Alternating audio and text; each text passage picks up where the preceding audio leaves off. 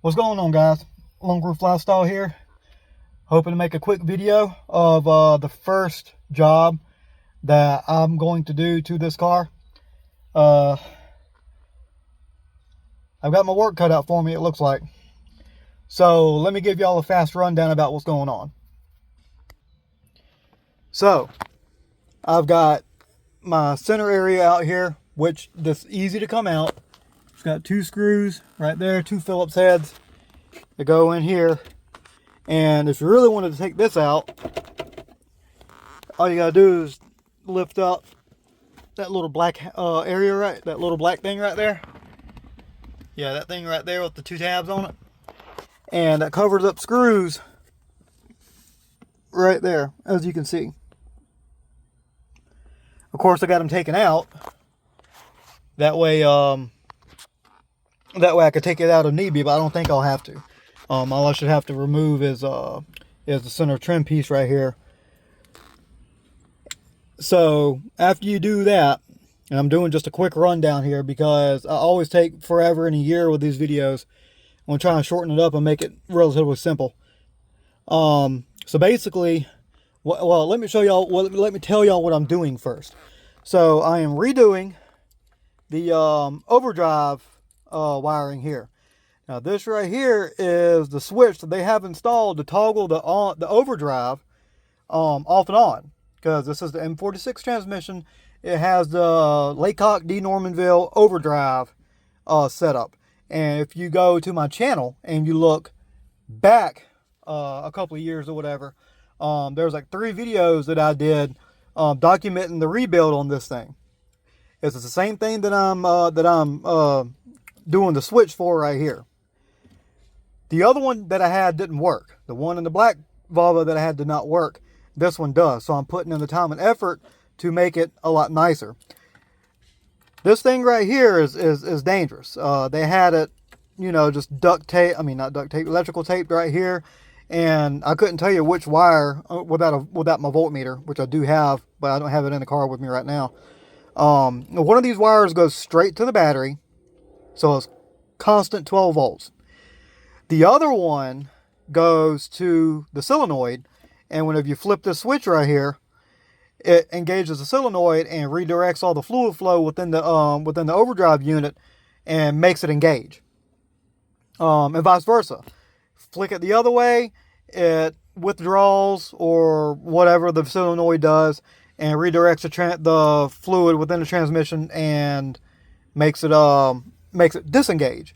So at that point, you no longer have fifth gear, so to speak. So I'm doing away with this. I think that right there is the original setup for it. I am not 100% sure. I can't remember. But now if you look on the back side of this, see ABS. There's a few things for overdrive. Alright, so I guess there was only one that I can tell. Either way, the way that I got this wired up, long story short, I've already mentioned wire directly to the battery. I already mentioned wire directly to the overdrive that's underneath this car here. That's what all this, you know, connected to for the transmission. And sorry guys, my allergies have been bugging me since Wednesday, and it's Saturday now. But anyway, direct wire, there's no fuse. I've got a fuse in the shop that I'm going to solder into the engine bay. I've got some loom and stuff like that as well to kind of cover everything up, trying to make it a little bit prettier. Now, if you're seeing this right here and you're wondering about it, you can research this. This also happened to my black one as well. Fuse number 16 powers 14 and 15 as well. 16 goes to the blower motor right here. Do I got an N on me? No. Anyway, it goes to the blower motor, and this right here is I think it's hot 24/7, 365. And over the years of, you know, being used and current, etc., it gets weak, it gets brittle, and creates resistance. And whenever you get resistance in connections, this is what you get. You get a bad connection, it can get hot, which is exactly what happened here, and that's literally the same thing that happened to my black car, my black Volvo that I had. That's what this little yellow wire right here is for. It goes to a fuse, which is right here underneath my finger. That's already been taken care of by the previous owner.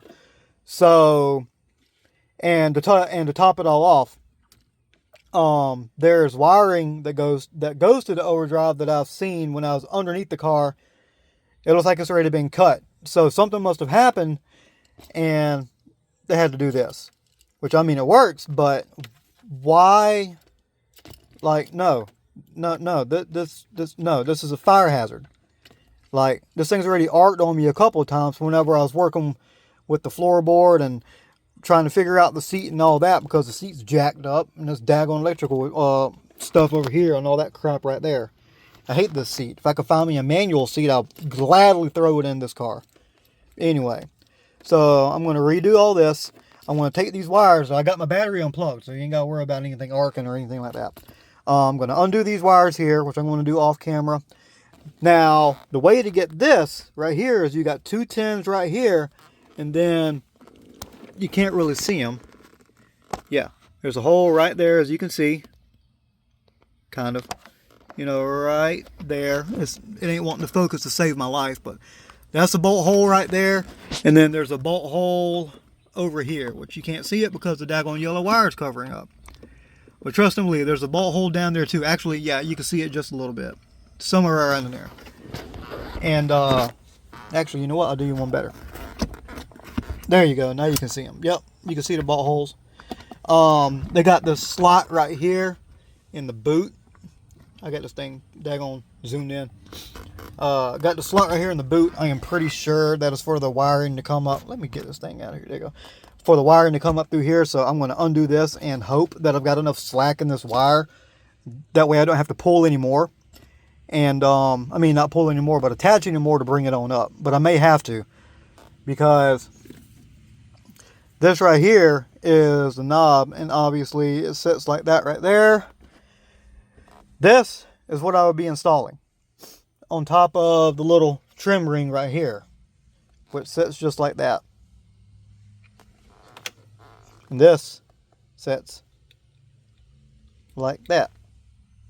So once you get into fourth gear and you're ready to switch into fifth, you just push this button right here, and assuming that this button's good to go,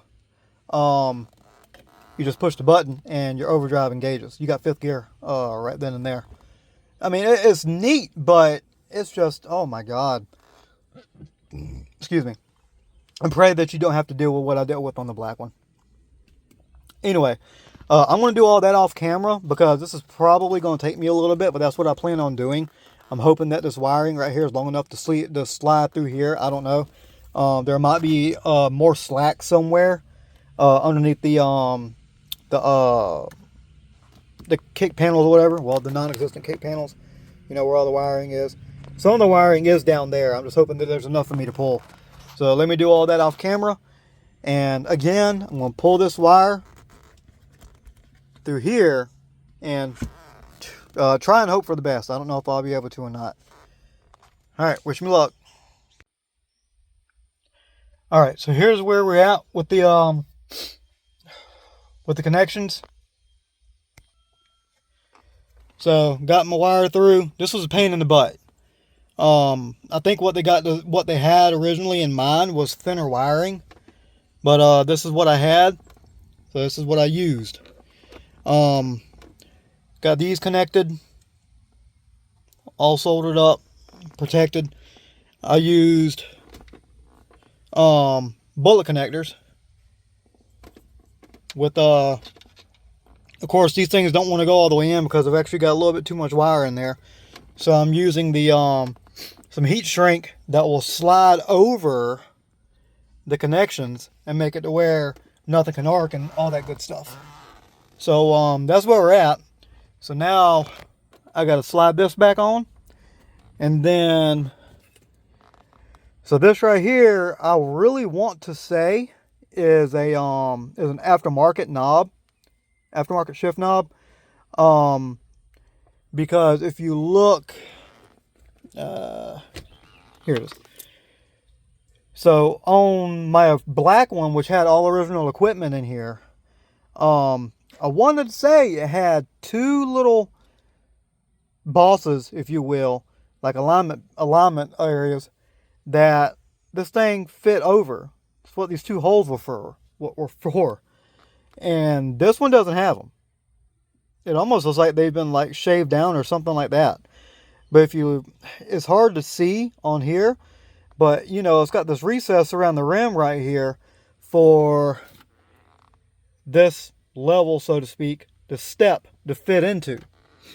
And it's kind of the same thing with the area where the button sits inside of. It's kind of recessed underneath it, kind of a little bit further back than surrounding areas, so it slides underneath it. So I'm going to have to figure out how I want to do that. It's probably going to end up staying like that, or I've got a heat gun in there. This is plastic, and it'll probably soften up. Probably soften up and let it kind of slide on in place, which I think is the whole idea here. So this is where we're at. This right here is the wiring coming from one of them's the battery and the other one goes to the overdrive solenoid. This right here is going to go to this. And this is how I'm repairing it. This should work.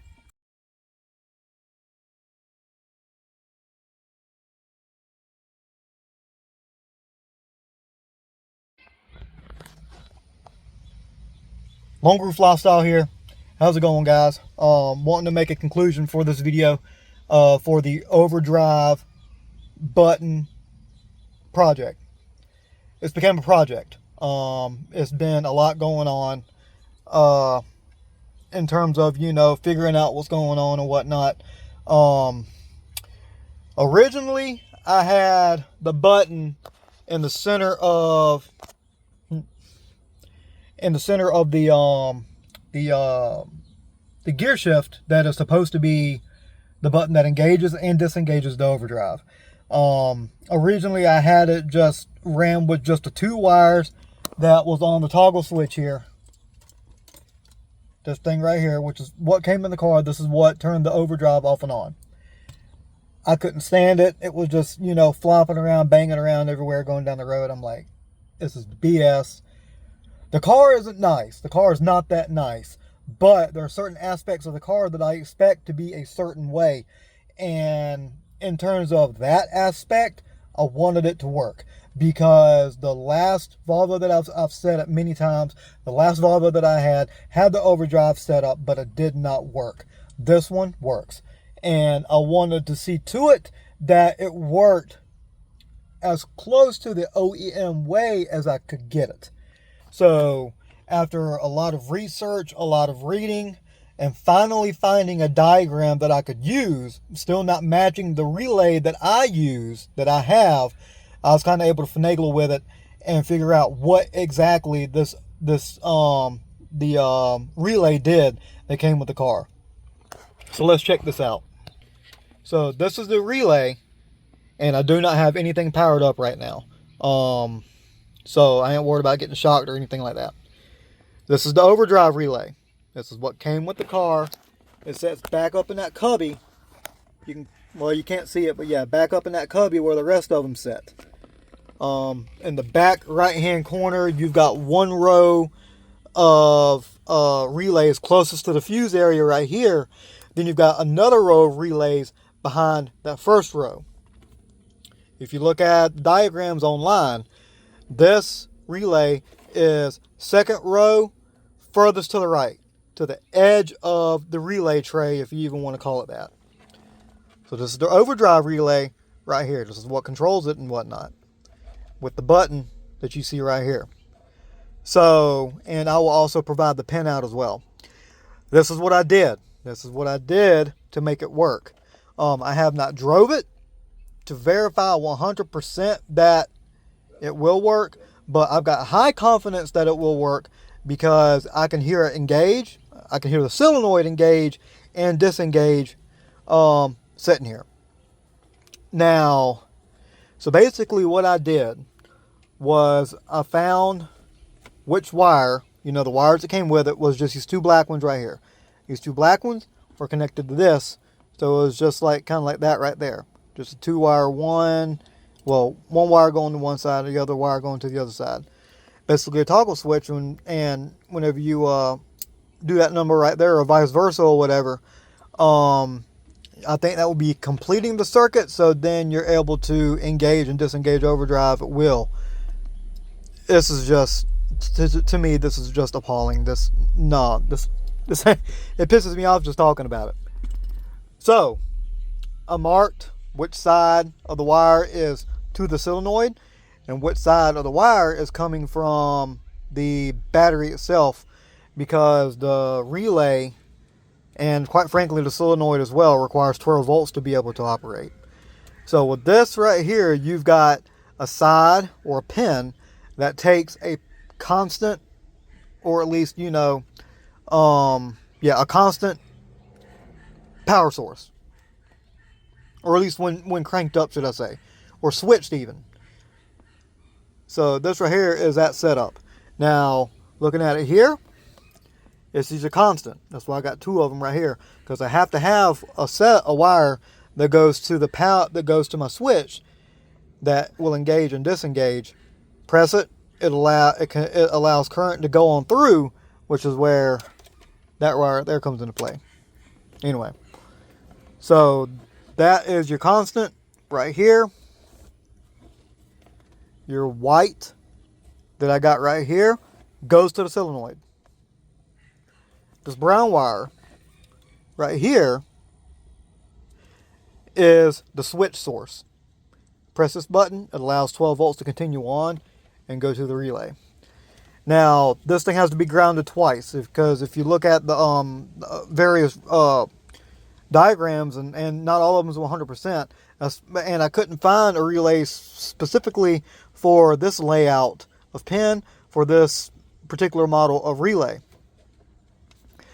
And I found out that there has to be two grounded plugs, because I had forgotten that there is what they call the fourth gear switch that is on top of the transmission.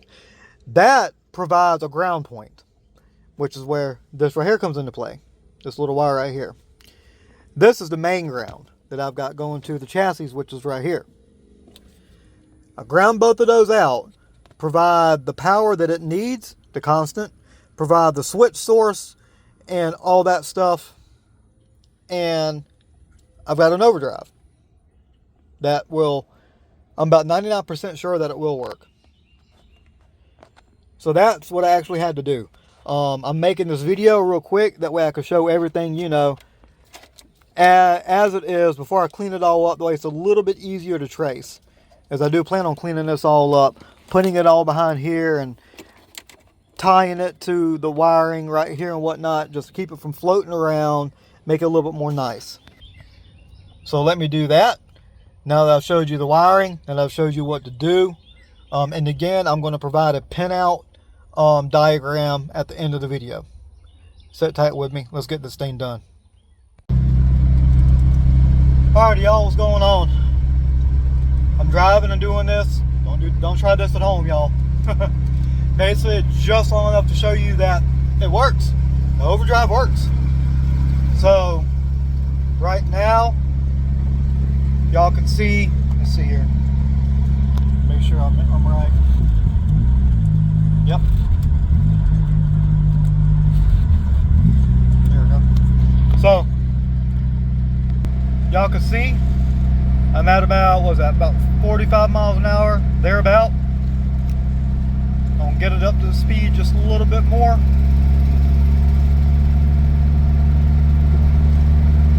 Watch my RPMs. Now keep in mind, this is where it's at. This is fourth gear. Let me get to this straightaway.